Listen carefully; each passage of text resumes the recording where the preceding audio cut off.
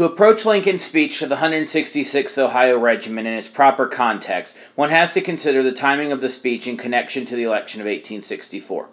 Lincoln spoke to the soldiers on the very same day that he wrote the famous blind memorandum in which he expressed his doubts about the prospect of being reelected. It was deep in the campaign season, Sherman had not yet captured Atlanta, and things were looking dire for the Republicans. The upcoming election was very much on Lincoln's mind. One of the issues that hung most precariously in the balance was the question of how the soldiers were going to be able to vote and whether those votes would be cast for their commander-in-chief or one of their own, General McClellan.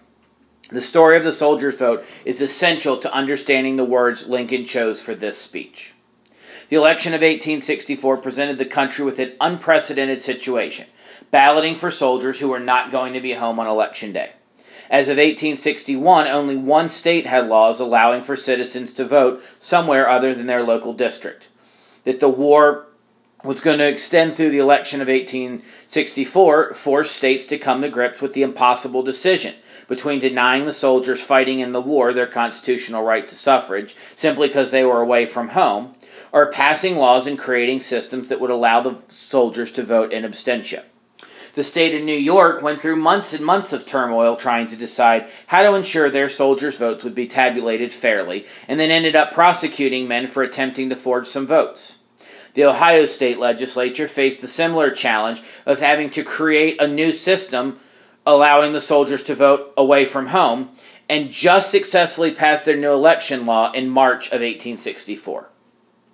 So as the summer of 1864 arrived, 19 of the 25 Union states had passed laws to allow their soldiers to vote from the field, and so both the Union and Democratic Party conventions passed planks that were aimed at the interests of the soldiers who would be voting in November. The president probably had an unfair advantage in courting the votes of the soldiers because he could, as commander-in-chief, give himself opportunities to address the soldiers that McClellan did not have. States like Ohio and Pennsylvania were, as they are now, battleground states in the election, and Lincoln was looking for a chance to advance his standing in the hearts and minds of the citizens of those states, most especially their soldiers. It was this spirit of campaigning and probably propaganda that led Lincoln to his meeting with the 166th Regiment from Ohio, as well as other groups of soldiers. On August 13th, John Nicolay sent a letter to James Whitmore, the liaison to the Ohio regiments that were serving to defend the Potomac in the summer of 1864, asking if a regiment, the Ohio 133rd, could attend an event at the White House. Whitmore replied that the regiment in question would not be able to attend, but he promised to forward the request to all of the Ohio regiments in the vicinity. In response to this request, 3 separate groups of soldiers from Ohio went to meet with the president over the course of August. On 3 separate days, August 18th, 22nd, and 31st, the Ohio 164th, 166th, and 148th Infantry Regiments attended a meeting with the president at the White House. All 3 regiments had been called up on 100-day musters in the spring of 1864 and assigned to the defense of the Potomac River in the capital city. Their services were nearing expiration, and the meeting with the president was offered as a farewell gift meant to convey the gratitude of the nation the soldiers had defended. The speeches became much more than a mere thank you, and their text must be considered as being as much about influencing votes as it was about conveying gratitude. Lincoln begins his speech to the Ohio 166th Regiment with the same general greeting of gratitude and thanks that he offered all of the troops that he spoke to that month. He told the soldiers, "I suppose you are going home to see your families and friends. For the service that you have done in this great struggle in which we are engaged, I present you sincere thanks for myself and the country." Perhaps the most important words here are going home. Lincoln would have been mindful of the fact that these soldiers would be back in Ohio well in advance of the November election. These men would be voters, and in the interim they could be spokesmen for the Union Party if they felt so inclined. Continuing his speech, Lincoln begins courting the opinion of the soldiers by painting a picture for them of the value of their effort. What is especially interesting about the way he spoke to the groups on August 22nd is how similar and yet also unique the tone and tenor of this speech is compared to the other meetings with Ohio regiments on the 18th and 31st. So on the 18th, when Lincoln met with the Ohio 164th Regiment, he followed his thank you by commenting on the issues of governments and equalities. Speaking to the men about issues that were being debated in the election season, Lincoln says very specifically, "It is fair that each man shall pay taxes in exact proportion to the value of his property. But if we should wait before collecting a tax to adjust the taxes upon each man in exact proportion with every other man, we should never collect any tax at all. There may be mistakes made sometimes. Things may be done wrong while the officers of the government do all they can to prevent mistakes." It is clear that Lincoln is in an apologetic mode in the hopes of assuaging any frustrations with his administration that might have motivated the soldiers to look to the Democrats. Lincoln drops the issue of taxation from the speeches on the 22nd and 31st, but the second part of this section about the mistakes of government is curiously absent in the October 22nd speech before reappearing in the speech on the 31st. It might be the case that the specificity of his comments on the 18th were not well received because his speech on the 22nd is much more general. Skipping the mention of taxes and fair shares, he tells the men of the 166th, "I almost always feel inclined, when I happen to say anything to soldiers, to impress upon them a few brief remarks the importance of success in this contest. It is not merely for today, but for all time to come that we should perpetuate for our children's children this great and free government which we have enjoyed all our lives." The work Lincoln's doing here, bringing up the future generations of Americans and the importance of preserving the rights that the soldiers had enjoyed while the Union was whole, is consistent across all three speeches from that month. Lincoln seems to be picking up on the thread that he started in Gettysburg the previous November, when he suggested that the work that remained for the living was the perpetuation of the government of, by, and for the people that was currently in jeopardy of collapse. These soldiers were very likely to be family men, and the imminence of their departure for home and the comforts of family made for a convenient point of emphasis for Lincoln to press upon the importance of the war effort. Encoded in this emphasis on the validity of the cause and the importance of keeping the government free is an unspoken suggestion that a vote for McClellan would be a vote for something other than freedom.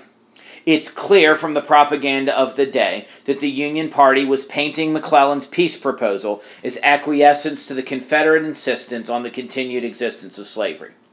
So we can see that while Lincoln is congratulating the departing soldiers and turning their attention towards home, he's also guiding their thoughts towards the prospects of union and hopefully their vote for his party that was carrying that name. The next portion of the August 22nd speech is the most noteworthy passage, and its location between the two other speeches to the Ohio Regiments makes its language even more interesting than might first appear. The President commends the men. "I beg you to remember this, not merely for my sake, but for yours. I happen to temporarily occupy this big White House. I am a living witness that any one of your children may look to come here as my father's child has." Lincoln seems to want to deflect the idea that his audience with the soldiers is a self-serving edifice. He encourages them to think of the future of their government on a personal level and not just as a matter of Lincoln's job status. Additionally, I think the inclusion of this idea that Lincoln was only a temporary occupant and that any child of any of the soldiers had the chance to one day live there is fascinating and rich. First, Lincoln's language here is not present in the speech he made on the 18th. Relative to that rather dry and impersonal speech, he seems to have decided that a more personal touch was required. But his personal touch is no less political than the rest of his speech. That Lincoln is only, quote, temporarily occupying the White House is likely a veiled reference to the impending election. Knowing as we do that Lincoln wrote the blind memorandum on that same day as the speech, it has to be considered that this is possibly a moment of vulnerability where the president is speaking from the heart about the chance that he'll be packing before the end of the year. He makes a second mention of the soldiers' children, turning their thoughts for a second time to the comforts of home, but this time he adds weight to the children's future, suggesting that what is at stake, the future of the government, is uniquely personal to each soldier. The fall of the Union might entail the end of Washington and with it the dreams of the young people who look to the White House as the ultimate ambition, the way that Lincoln is confessing to have felt about it. The line must have been a success because on the occasion of meeting with the 148th Ohio Infantry on August 31st, Lincoln repeats the phrasing, encouraging those troops, "To the humblest and poorest among us are held out the highest privileges and positions. The present moment finds me at the White House, yet there is as good a chance for your children as there was for my father's. The remainder of the August 22nd speech is both an echo and a projection, sharing many of the elements of the other two speeches. Lincoln suggests that it is in order that each of you may have, through this free government which we have enjoyed, an open field and a fair chance for your industry, enterprise, and intelligence, that you may all have equal privileges in the race of life, with all its desirable human aspirations. Several possibilities present themselves in these words. First, it's possible that this reference to industry and equality is a reworking of the taxation piece from the August 18th speech. The fact that in all three speeches he uses the word free as a direct modifier of government is certainly an effort to call to the soldiers' minds the perception that the Union cause was the pursuit of freedom, while the Democrats represented a peace platform that might negotiate an end to the war that included the continuation of slavery. Lincoln closed his speech with yet another reference to the war effort. He reminds the men that it is for this the struggle should be maintained, and that we may not lose our birthright, not only for 1, but for 2 or 3 years. The nation is worth fighting for to secure such an inestimable jewel. As he has done throughout the speech, Lincoln is turning the attention away from his own ambitions and placing the impetus for the soldiers' vote on their own hopes for future rewards. The soldiers had honorably served the Union cause in their 100-day defense of the Capitol. That work being done, the President has one final order for these men. By calling the soldiers' attention to the needs of the nation and the nation's future, Lincoln is placing significant weight behind the idea that their service to the cause of the Union and the cause of freedom entails one final task, a vote for the President in the November election.